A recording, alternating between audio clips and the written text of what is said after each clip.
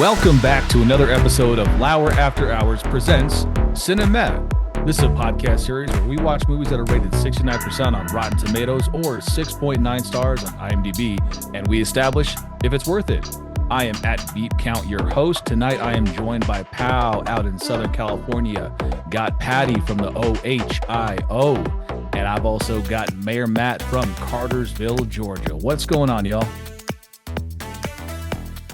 Good to see you. Good to see everybody. Put myself on mute. We're back. Knocking the good rust to be back in the good to be back in the Lauer After Hour business. It's great to have you, Mayor. And good to have both you, Pal and Paddy, with us.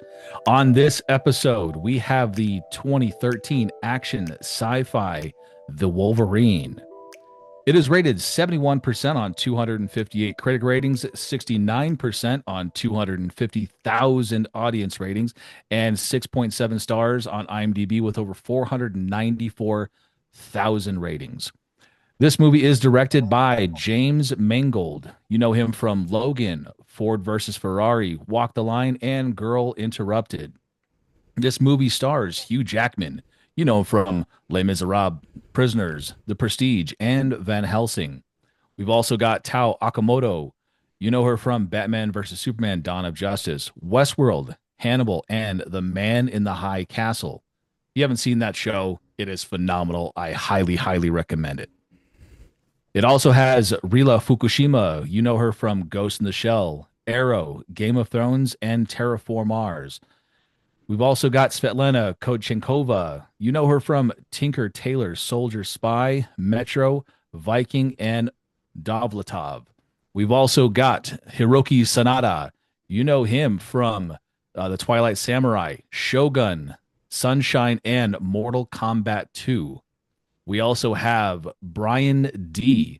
You know him from obviously this movie, Star Wars Visions, obviously all of the Chicago stuff, Chicago Med, Chicago PD, Chicago Fire, but also he is DK in Fast and Furious Tokyo Drift.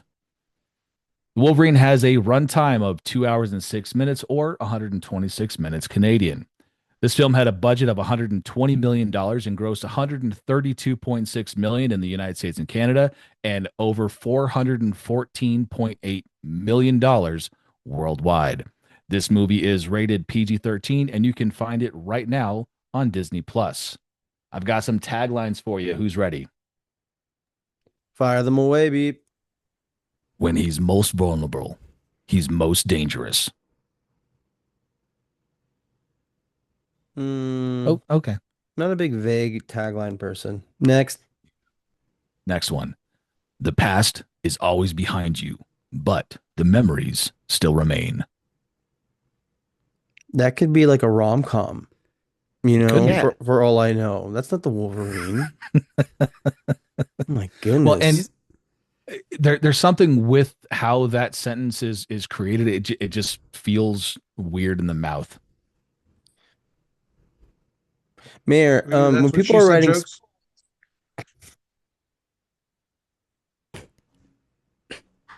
Anyway, Mayor, when you're writing your speeches, I hope they're not as, you know, whoever's writing the tags for them, not this bad. What else we got? Yeah, What these else we are- got, Beep? These are pretty. Yeah, what else you got? last one here. Japan's greatest warrior, America's deadliest mutant. That's it. Wow, 3 farts out. You know what I Yeah. mean? Yeah, those were bad. Yeah, terrible. Jeez. Okay, well, That was the best one, but none of those were really any good. There's something there with the second one. The past is always behind you, but the memories still remain. There's something there. It needs a little tweak to not feel so weird on the tongue. I see what you're saying. I agree with you there. It's almost there, but it's like just quite. It's not quite perfect. It could be better for sure. It could be better. yeah. All right, like, let's dive into some of the questions here. I was trying to throw out my own tagline just real quick, like he's about to go nuclear again. right? Because like at least there's like a nuclear bomb in it, and he's gonna go crazy or something. But even then, we need a little bit more. But that's something. Right? That's still better than what we got. Yeah, I'm just just sorry, Beep. I was just like, No, no, let me think what the you're good. juices can produce here. All right, the juices produces. All right, go on with the question, sir. What do we have? All right. So the first question here is this the first movie that Wolverine is in that actually treats him like a fully developed character instead of just angry claw guy? I'm gonna take the reins on this because I this is when I read this, I was like, this is the thing about Hugh Jackman playing the Wolverine, right? And this is how you know Hugh Jackman's a good actor. Because yes, is he the Wolverine? Yes. But is he also Hugh Jackman? Also, yes. It's not like The Rock, right? Where The Rock, that everything he's in, it's just The Rock. You know what I Right. mean? So at least Hugh Jackman has range that way. But I think we've seen his character's been like the one canon thing throughout all of these X-Men movies. And they have slowly broken down that hard exterior, really since the first X-Men movie, right? We see the love, him fall in love through the first three, and then we even have like with Origins where he's in love before, and then he loses his mind and his memory and everything. But kind of carrying over into this one now, he's grieving his love, right? So we're seeing him feel these emotions, but he had gotten to that point, and we saw that he's not so much a beast as he is a man underneath all that, right? Underneath all the Right. adamantium, okay, all the claws and everything. Like he doesn't, even in the beginning of the movie, he's saying, "I don't want to kill." Okay, but he Right. had to get to that point eventually. It's like yes, they've more so humanized him, but it's not like you can just do that from the outset. It took like each movie they were slowly doing that to the point where we are now. He's like an onion. He's got layers. You got to peel him back. Exactly. Zagak. Yeah, everything's like Shrek. Mir. I'll make an admission early here. This I have not seen any of the X-Men movies, so this was my first four. I know of the X-Men. I've watched all Ooh. the Marvel movies, so I get it. But of course, I've seen Deadpool and Wolverine. That's the only experience that I've. That's only from beginning to end. This movie is the first one of the X-Men ones that I've seen. So I came at it with, looking at this first question. Yeah, he's again knowing Hugh Jackman, who I think is one of the most talented people of our generation. Um, from a standpoint, he can do stage work. He can do music. He can do everything. This character is just a little bit flat, but again, I think there was this really deep desire to humanize him. And I guess in the previous movie, he had whatever taken away from where he feels pain and doesn't regenerate as quickly, is what I'm gathering. Of course, we'll get to that one scene later on, but I thought they did a really good job of trying to develop him as a character. I just think that character happens to be kind of, I mean, he's a Wolverine. There's not a lot of, not like a honey badger. There's not much there. It's just Right. go right at it and destroy. So well, there's a full range. It just doesn't have a lot of range to who he is. Patty, how say you? I agree with both Mayor and Pal so far as to say that he is it. We see the character develop as a human, or at least as the protagonist that we want to see ourselves in, and and through that we ultimately see his growth.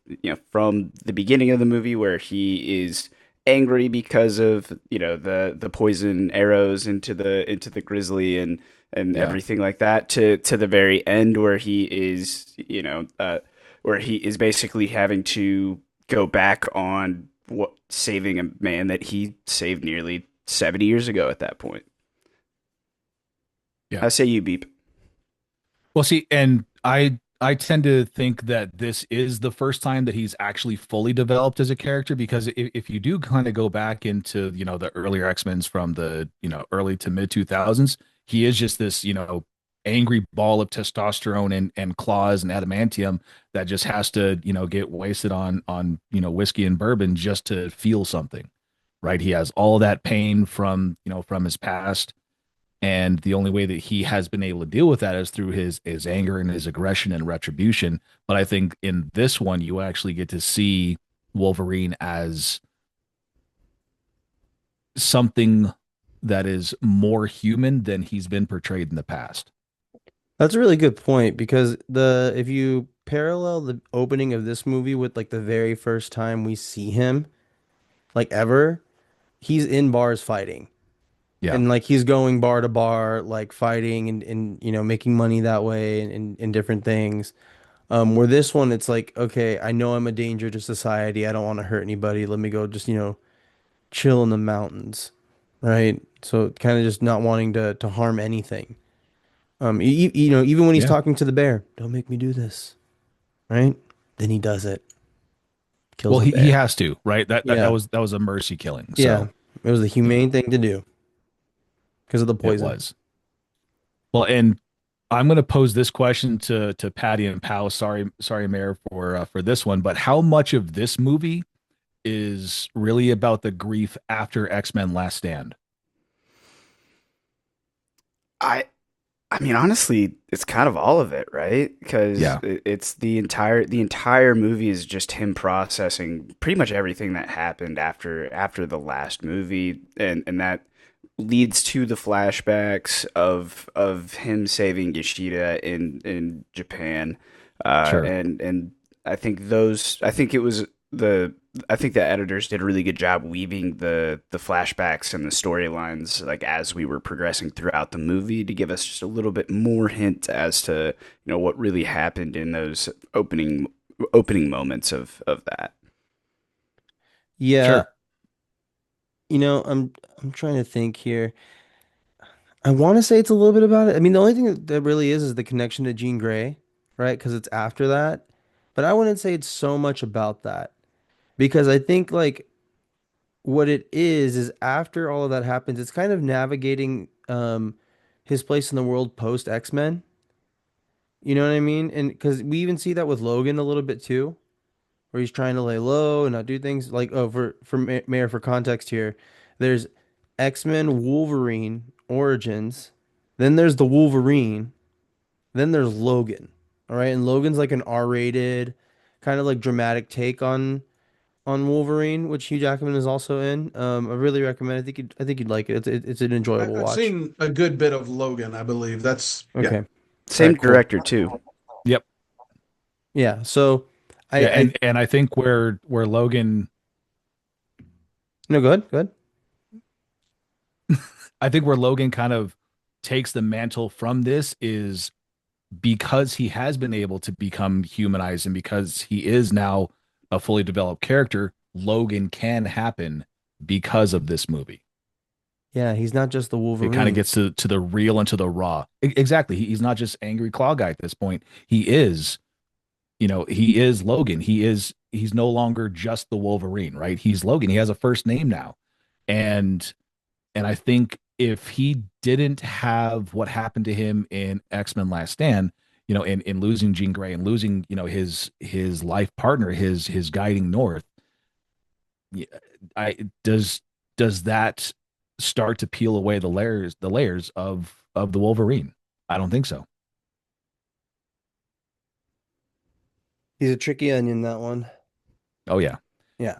Did moving the story to Japan help the X-Men universe feel bigger and really just more interesting? I think moving it to Japan allows just for different action scenarios, right? You're gonna have different forms of martial arts involved, different forms of assassins. Obviously, there's gonna be Japanese mutants in some way, right? Or something involved in that case. Um, you know they're gonna try to involve some kind of samurai or ninja take on something. They got excellent steel. Okay, so it's Oh like yeah. steel recognized steel with adamantium with Wolverine. Okay. Wait, Um, wasn't Hugh Jackman in Real Steel? I think he was. I, I think he was. I'm gonna look it well, up. Keep going. Shaquille He O'Neal was. and Jordan Peele, right? Sorry, I'm just, you know, talking about things in the ocean like eels. Anyways, I don't know why I decided to do any of that, but that was great. It was uh, it was a great bit. Japan was awesome just because like you have a lot of like the train scenario with the speed train, kind of with action scenes, but also just the colors and the beauty that they're able to work in. The interesting thing about Wolverine and his storylines is he's like, we've seen him involved in the Civil War, right? The Kennedy assassination. Okay. Now, this one's involving, the dropping of the nuclear bomb on, what was it, Hiroshima or was it Nagasaki? Not Nagasaki. Nagasaki for this one. Okay. Yeah. So, little historical references kind of sprinkled in throughout there. But I like the way I do like that they moved it to someplace, that's nice to look at. I guess if I can jump in, again, having not even seen anything else, I think having that movie, if you're trying to develop that character, moving him to a totally different place. If this took place in Chicago or somewhere where that was more, again, I don't know where these other movies took place, but having him in a total different land where he hadn't been obviously in several years, there wasn't the familiarity of his surroundings. And so to me, it did give you an opportunity to kind of broaden the character because, when you go on a vacation, you're a little bit more aware of your surroundings. You have an opportunity to grow, if that makes sense. But you also have, you kind of have like heightened senses because you're not as familiar with your surroundings. And so my thought would be is if you're trying to develop that character, if you put him in a different environment, it gives you an opportunity to not, he doesn't have as many reference points if he was somewhere where he was kind of familiar being around.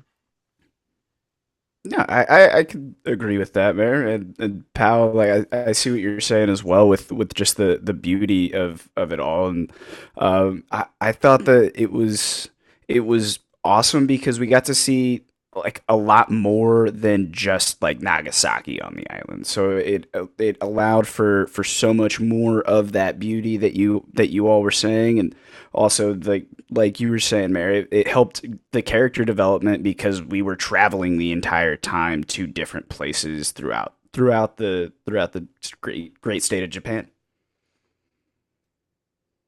Is Japan a state? Yeah, all countries are states. Okay.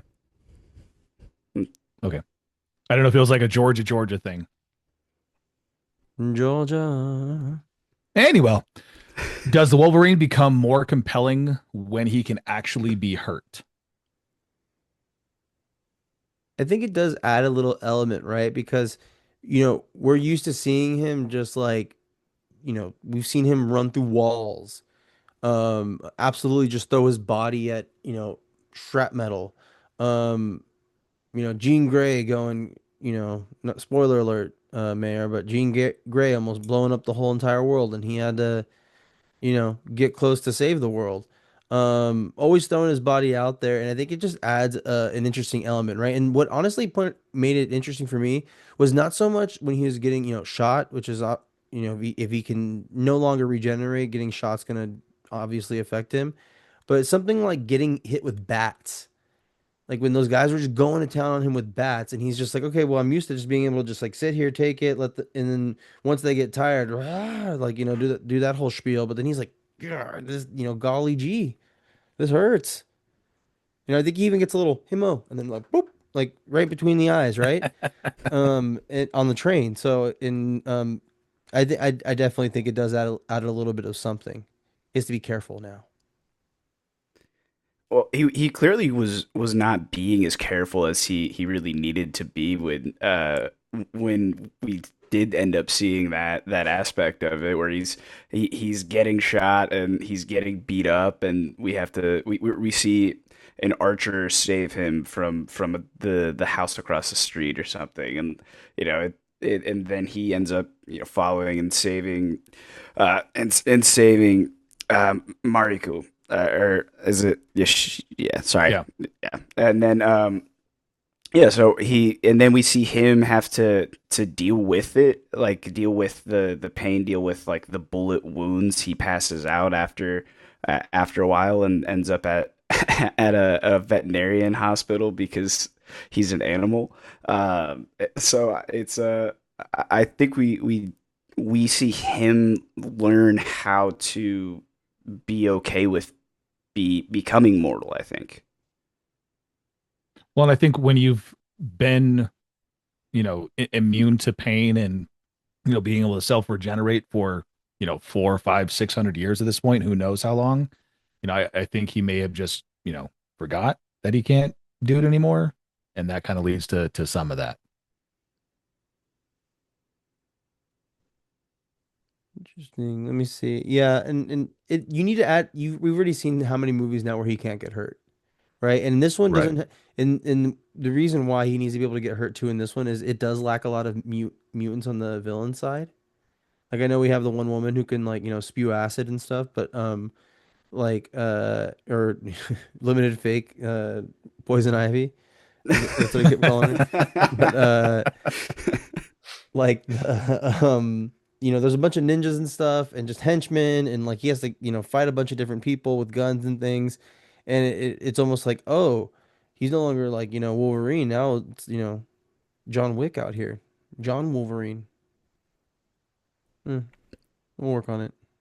Mayor laughed at my last joke, so we'll just take it from there, cut that out. We're good. Perfect. No, I'm keeping all of it in. Is Yukio the coolest side character in any X-Men movie? Like obviously she's not, the main focus. She's not one of the X-Men, but is she pretty close to being the coolest side character there is? I'm going to say yes. Coolest one you've ever seen. So yes, One of any of the ones I've seen, sure. Coolest one he's ever seen. That's really tough to say, considering that movies like X-Men First Stand and Days of Future Past were really good, and like all the characters in that were really good, even the side ones. So it's a no for me, dog. But that's just me. fair enough. I certainly felt like I changed my opinion on the character overall, like as the movie sort of progressed. But yeah, no, I don't think that I don't think she is. She's certainly a great character, a great side character, and bodyguard for Wolverine. But yeah, I don't think I wouldn't say that she's the best. All right, fair enough. Where does this one rank among all of the Fox era Marvel movies? So we're sprinkling this number one obviously for Mayor. Um, but this is including Spider-Man because those are that's included in the Fox Tho- era, or is it Sony? those were Sony. Okay, so I'm Fox talking era like, yeah, is just so like X-Men, all the Fox era is going to be uh the X-Men franchise Daredevil, prior to Disney putting it in, Daredevil, but Elektra. also you have to put in the Fantastic Fours. Those Oh, are in there too. Those were 20th Century Fox. oh. So obviously we can throw those, Yeah, dump those. way behind us. Yeah, they're dead last. I don't think so. I don't think anything's gonna touch any of the X-Men movies.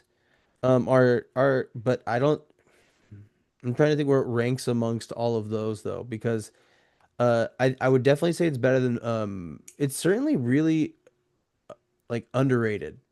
It's really I know we have a question coming up. I think I saw something similar, but it is an underrated X-Men movie.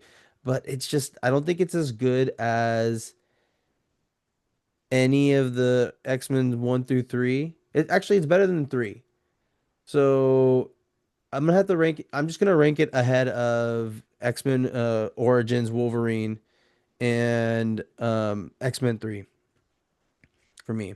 And maybe above Apocalypse too, because Apocalypse was kind of, Yeah. basura.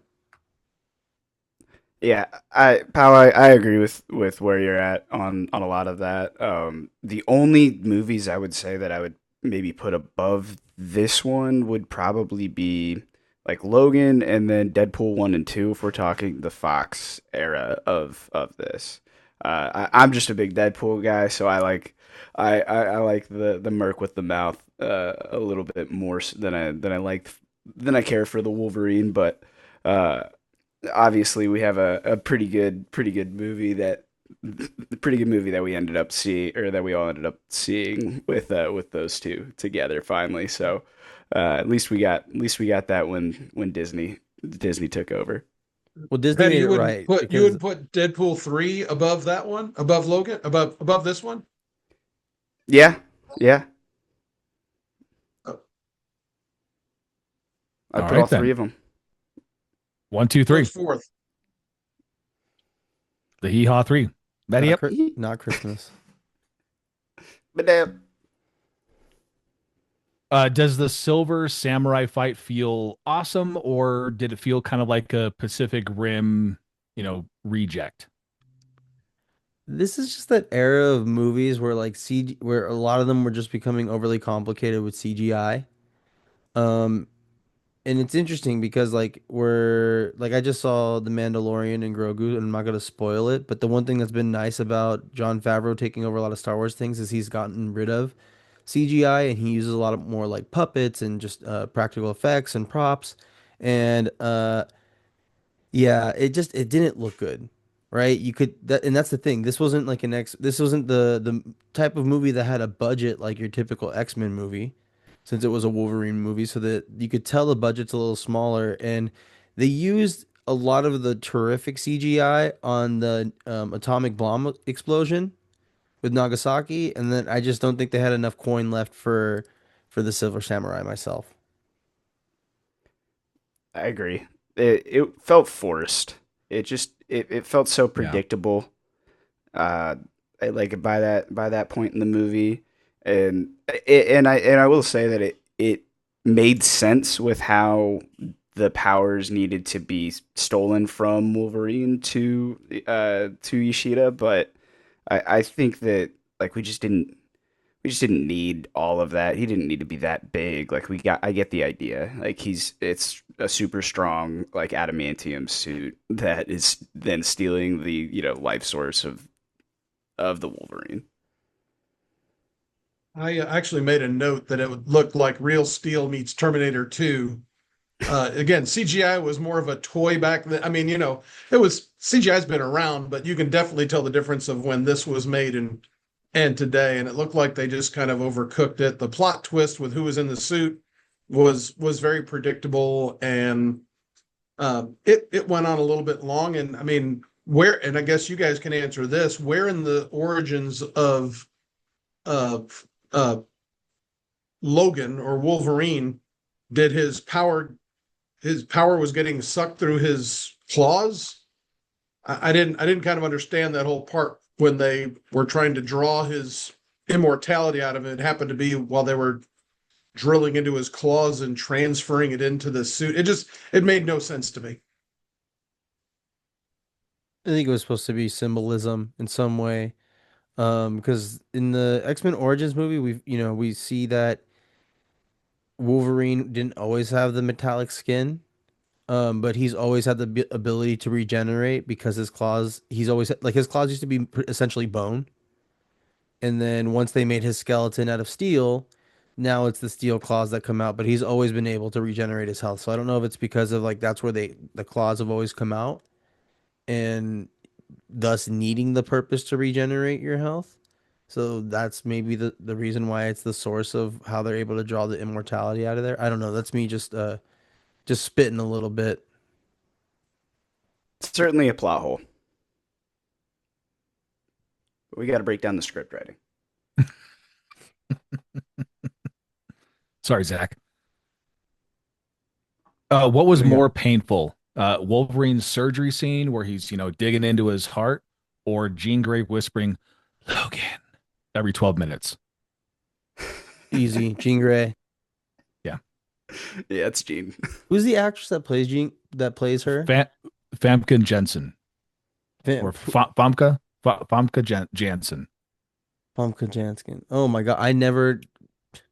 You know what? Like today is the day that me and Mayor both. I've seen all these movies so many times. Today's the day that we both find out who this actress name is. Wow, Famke. What a name. She made a good chunk of change just having to do that, huh? Yeah. Just but She's been in quite a lot. She was in the Poison Rose. I don't know if you saw that one. no, Uh, no, can't say I have. she was Brian's wife in Taken, in the Taken series. Oh, that's Yeah. That's right. where And she. obviously all of the X-Men franchise, and the House on Haunted Hill. I don't know if you saw that Ooh, one, but okay. I have she's seen. Okay, I've seen so many yeah. of her movies. Yeah, no, wow. Yeah. Um, Yeah, and she plays the backroom poker girl from Rounders. oh, okay. Well, consider me a fan. Okay. Yeah. Famke. There we go. There you go, pal. Yeah. There it is. But I'm gonna say that I could not. I was like, okay, enough of her. We get it, dude. Move on. All right, you're. I mean, you got some time ahead of you, brother. You gotta Yeah, like how old are you get now? over it. Like, She cannot regenerate her health. She's gone. Sorry. I feel like he would have learned some better coping skills after 600 years on the earth, but here we are. Lover boy, total lover boy. And It's that's just why we're able to do romantic. this show. Beep. Could And I Wolverine didn't know that survive?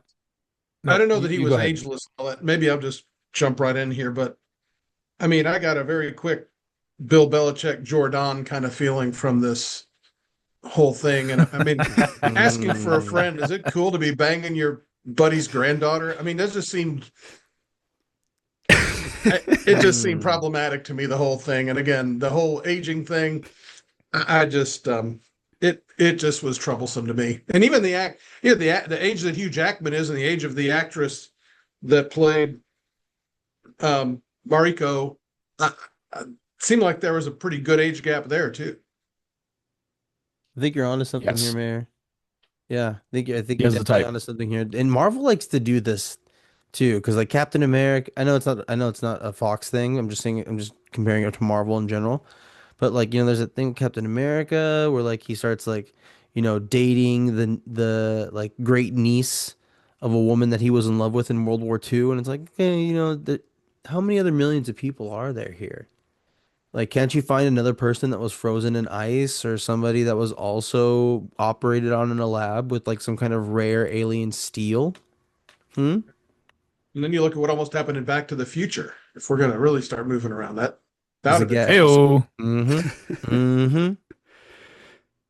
Thank you, Mayor. I guess I'm kind of glad that they didn't put Leonardo DiCaprio in this one. Ooh, who would That's he have true. been? Who would he Ooh, have played? It's the it's an Cuck age difference Archer. joke. He would have tried to get an Oscar playing Yukio, right? Easily. Yeah. A Mm-hmm. bear would have beat him up too. We've seen that before. He's got a See? bad record against bears.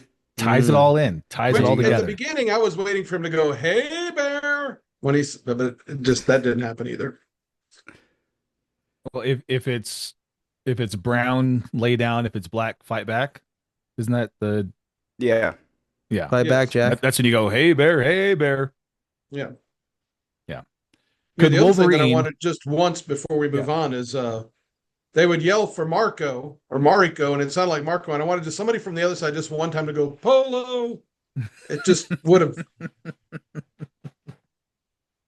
I don't That would have really tied it all together. know. It would have. Could the Wolverine survive eating gas station sushi? Shout out to Aaron Ooh. from Memphis. I was about to say Aaron from Memphis. Aaron from Memphis is a different breed, right? I think him eating the gas station sushi from, a gas station, obviously because it's a gas station sushi, goddamn. Anyways, um, I think it's the thing that takes away his immortality, right?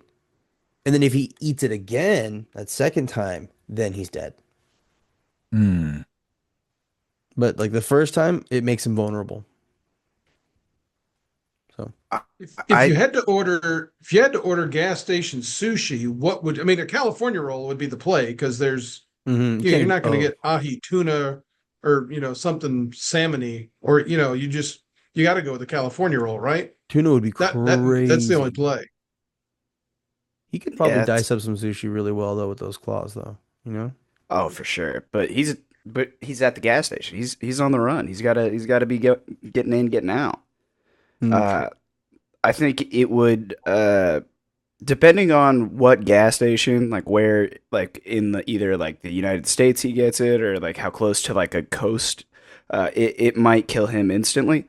But if it's on the coast, we might have a shot. He's not going to survive even eating gas station sushi from New Mexico. That's just not going to happen. Oh no. Mm-mm. Yeah. Not going to happen. I'm guessing Japan would be pretty safe, huh? I'm sure the gas station sushi in Japan is probably top notch. Mary, you can maybe speak to the experience on that one. I mean, Or I terrific have gas actually stations. the one I did not have gas station sushi in Japan. I Mhm. did have, more of a traditional setup there. But I will say the one thing that I found interesting, that one of the greatest scenes in this whole movie was the fight on top of the bullet train. You talk about the CGI. That was, to me, that was well done. There was enough action. It was the right length that, any good fight scene's going to go on maybe just a touch longer than maybe it should. But I will say this: they're on the bullet train. It goes 300 miles an hour. They were on that train for an hour, and then they get off and they're still in the same city. And the bullet train doesn't make local stops. Like I rode on one from Osaka to Tokyo, and again, there might have been one stop in between here or there. So a little bit of a movie. I guess they took liberties with the bullet train, but not enough to Yeah, but really it kill was the movie. really Because funny again, I when the thought the guy fight with was the great. plane. It was really funny when the guy got hit by the sign and just goes flying backwards. I thoroughly enjoyed that. I didn't even notice that they that they were in the same city.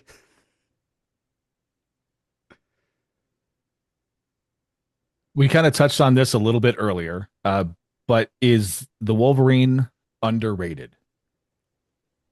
Yeah, since I was the one who first threw that out there. Yeah, it's really underrated because I watching this back, I was like, have I seen this?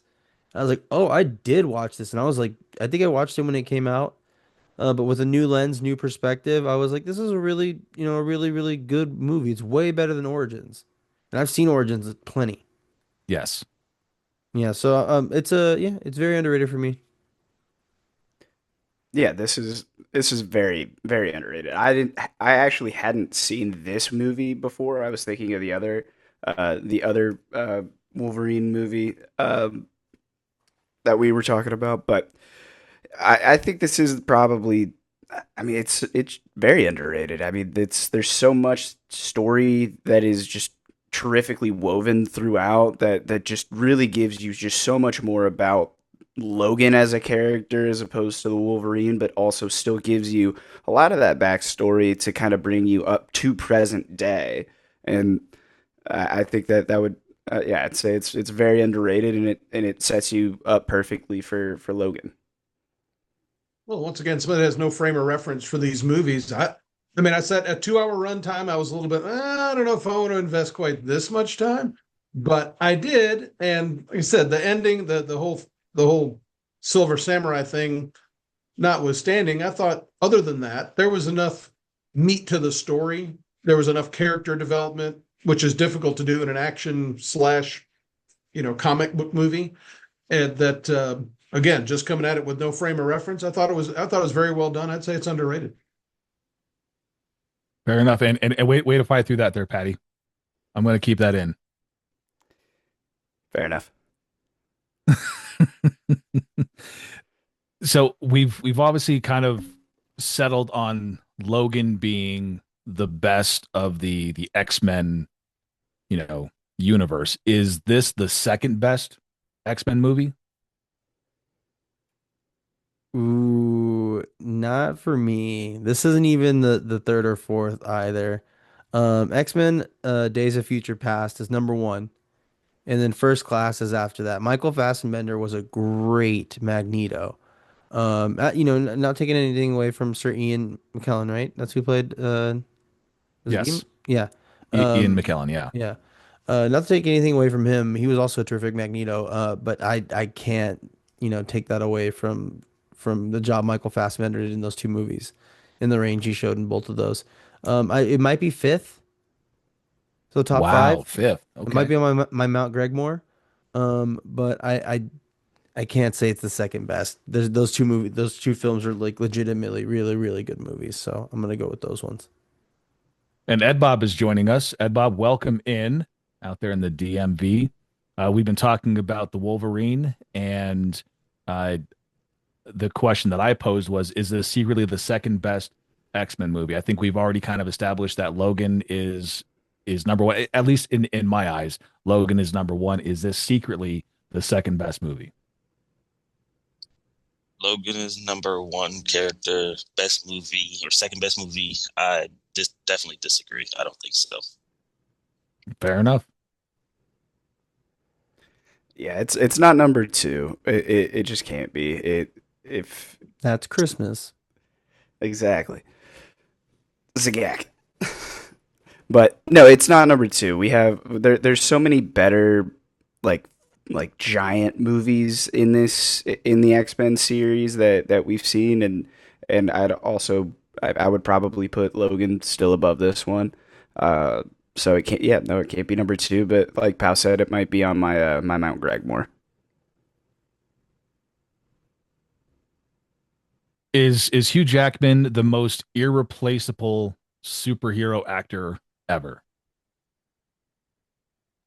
Hands Can down. you picture?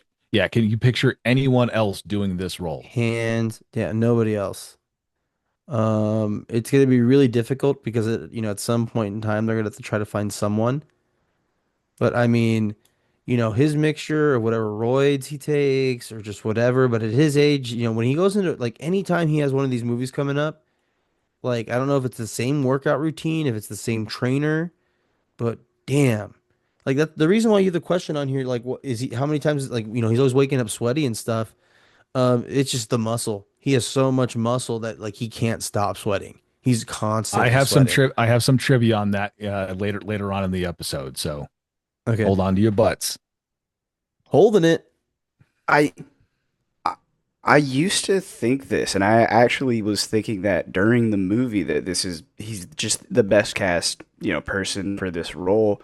But now that I'm sitting here and I'm thinking about it, I'm thinking maybe Carl Urban from the Boys series most recently and Mortal Kombat 2. I think he might be able to maybe step into that role maybe in the future, or if they maybe get on that one. But another name that kind of came up was the Cavalrine, Henry Cavill. Like they make a small little reference to that in Deadpool and Wolverine. That a lot of people did kind of want to see Henry Cavill as that back in the day. So it's not. I wouldn't say that it would be. I don't think either of those people would necessarily be as good as Hugh Jackman, but I think that they might be able to at least do the character justice. Okay, well actually, where's Hugh Jackman from? Australia. Australia. Okay. I was thinking that somebody that could maybe do it now that I think about it again. I was like, who's that guy that was in Red? That's like the young agent going at Bruce Willis and John Malkovich and Morgan Freeman. And then I looked him up on IMDb and it's Carl Urban, who Paddy already mentioned, and he's from New Zealand. So I mean, New Zealand and Australia, it's like the same, it's the same thing, right? So, ipso facto. I think that I'm with Patty. Same note too on that You Carl better Urban. hope Morgan's not listening to this. There'll be problems. She'll come over here and she'll get you. Well, then I get to hang out with Morgan while I'm getting my face beaten in. But Ed Bob, I mean, I anybody can be replaced. Let's be honest. Anybody can be replaced, but he plays his role well and he stays in his lane. You there's know, only I one think Mayor, one Beep, one he Patty, and doesn't one Ed he Bob I doesn't know. really stray away from who the character is when he's playing the character. He knows how to hit every note, and eventually, like you said, somebody will probably have to come along. But I mean, so he will be replaceable. I don't have a suggestion off the top of my head, but I think he will, in the lineage of Wolverine, if we have any more, he'll always be the number one. He's our Jordan for sure. He's only 4 years older than Carl Urban. I'm finding out. That is shocking. Hmm. Um. Okay then. Beep. Which movie handled Japan better, the Wolverine or Fast and Furious Tokyo Drift with our man DK? I'll ask this one to Mayor Matt because you've actually been to Japan. which of these films did Japan better? I That's just a bizarre question. I thought Wolverine did a good job of capturing some of, again, you got the piece of the bullet train. There was in the chasing when they were running away, when they were trying to kidnap her the first time, when they went running through that little arcade, looks like a bunch of slot machines. I mean, it's an arcade over there, but that, I mean, I experienced that setting, and again, it's kind of running down the streets and whatnot. I thought it did a good job of capturing that. The one thing it didn't capture, I guess, at the funeral, it kind of captured some of the culture and some of the historic buildings, but there wasn't an awful lot of Japanese heritage and history in Wolverine. That would be where it maybe falls a little bit short.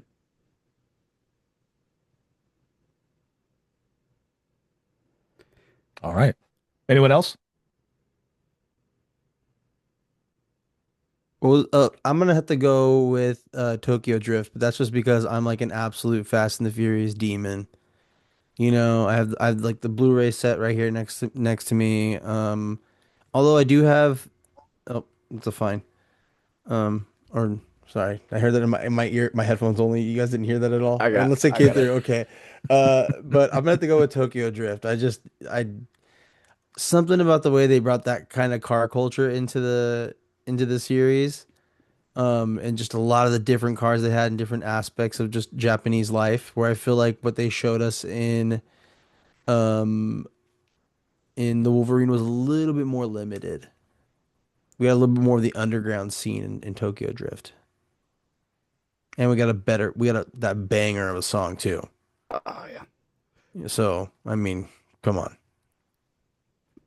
Yeah, no, it's very interesting because I think you see both sides. I could see both sides because you have a lot of the Japanese history being told through the Wolverine, but you have more closer to modern day culture with Fast and the Furious Tokyo Drift. But I'd have to say probably Tokyo Drift, just because just like Pal said, I'm a Fast and the Furious fiend.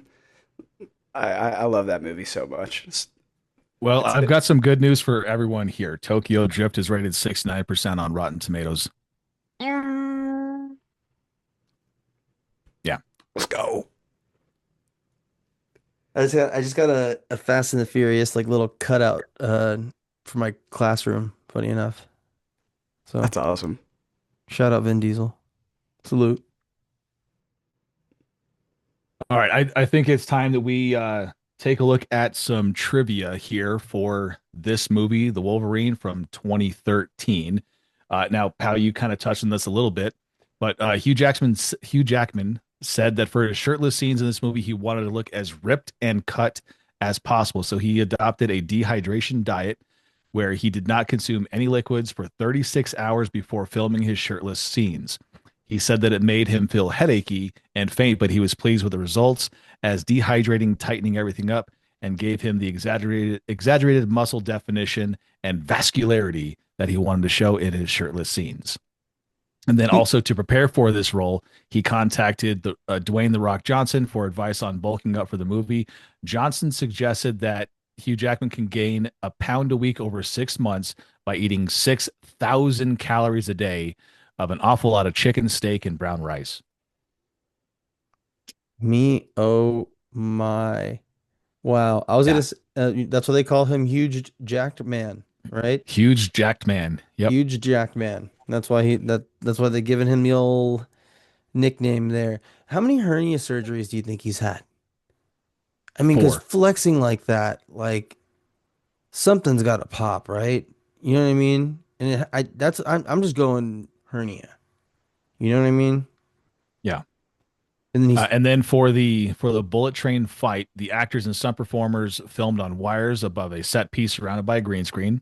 The moving background came from filming an elevated freeway in Tokyo. The visual effects artist got the background by filming with a rig and 8 Red Epic cameras angled at 45 degrees.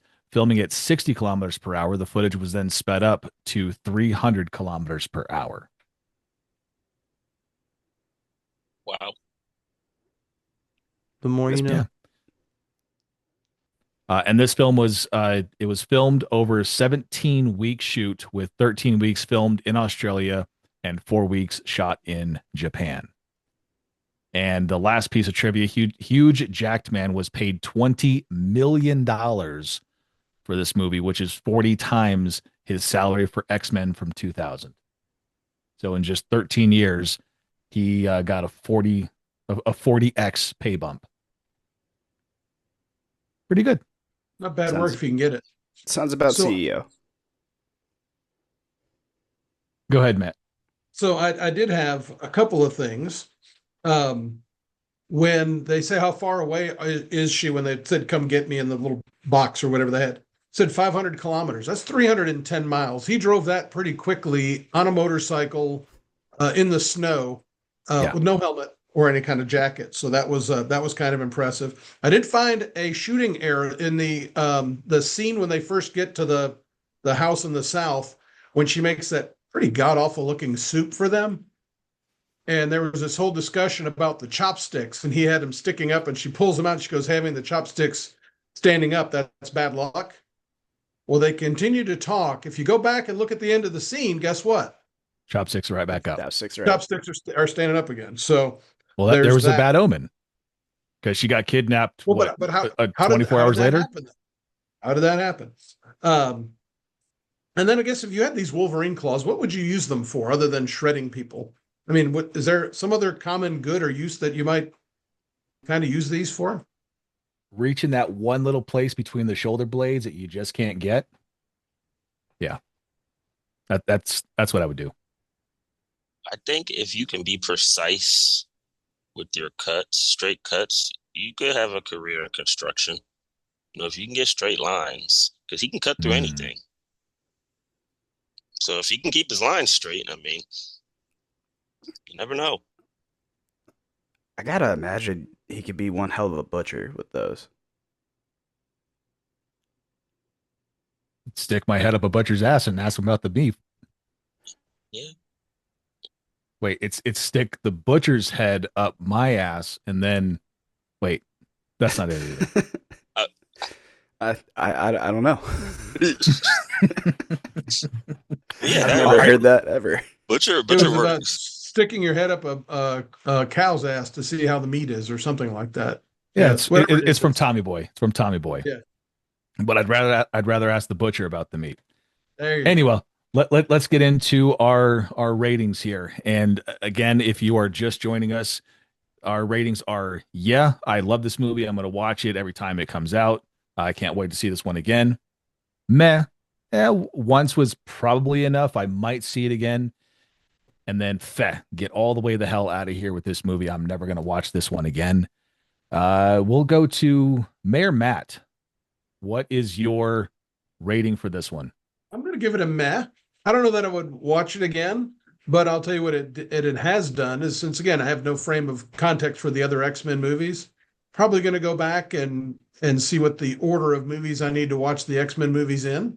So it's at least interested me enough. I might even just go forward and do the ones after, because I've seen some of Logan, but it's a meh for me. I don't know if I'd watch it, but it did kind of spark an interest in the X-Men series.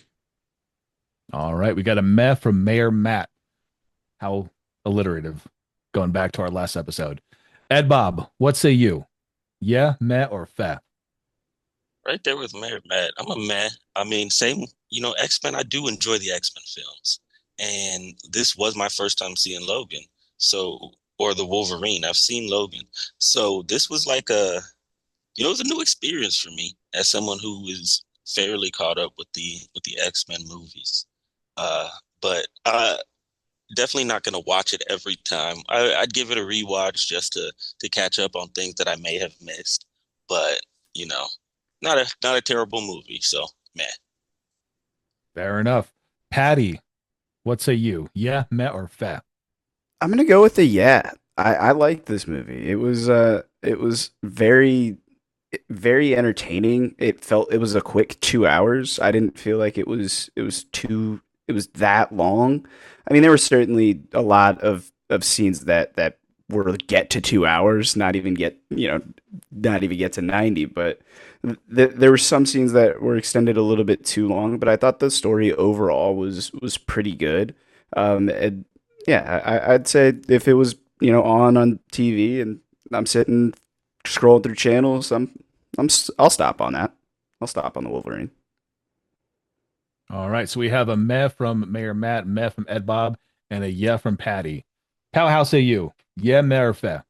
Meh. I'm giving it a meh. I forgot this movie existed. I've seen it before. And when I really thought about it, I was like, would I watch it again? I was like, I probably would watch it again. So it's like a meh on the watch it like on the somewhere down the road rewatch, but that might be the last time. A Okay. meh with snacks, huh? Yeah. So, but I think that I just don't know that I'd be like, "Oh, I'm going to sit down and watch the Wolverine." Okay, I might have to just catch it on a whim. Or if somebody's like, "You want to do a rewatch of all the X-Men movies?" Right? Like if it's like, my future kid, okay, then maybe. Mm. So, you never know. You never know, right? All right. So we got three mehs and a yeah. I'm gonna make it four mehs. Um, I was a yeah all the way up until the final act, the third act there, the CGI fight with the Silver Samurai. That it just felt kind of forced and it felt a little bit over the top. And I think that's what put me down from that yeah right down to meh. You had me. You had me, and then you blew the 3-1 lead. Sorry. Blew the 20-point lead in the fourth quarter with 7 minutes to go. Yeah. All right. So I think we have our movie for next week. I think I'm making the executive decision here. We're gonna do Tokyo Drift. It could not have been any more perfect, right? We had Brian T in this movie, daisy chaining right into DK, right into the Drift King. So I think we're pretty settled. Yeah. Yeah. Yeah, that's a yeah for me. Yeah. Do it. Yeah, mark me down for a yeah. All right. Well, thank you so much for joining us on this episode of Lauer After Hours Presents Cinemeh. I have been at Beat Count on Twitter, joined by Ed Bob down in the DMV. Got Paddy from the OHIO. Got Mayor Matt down in Cartersville, Georgia, and Pal out in Southern California. We will catch you next time. Logan.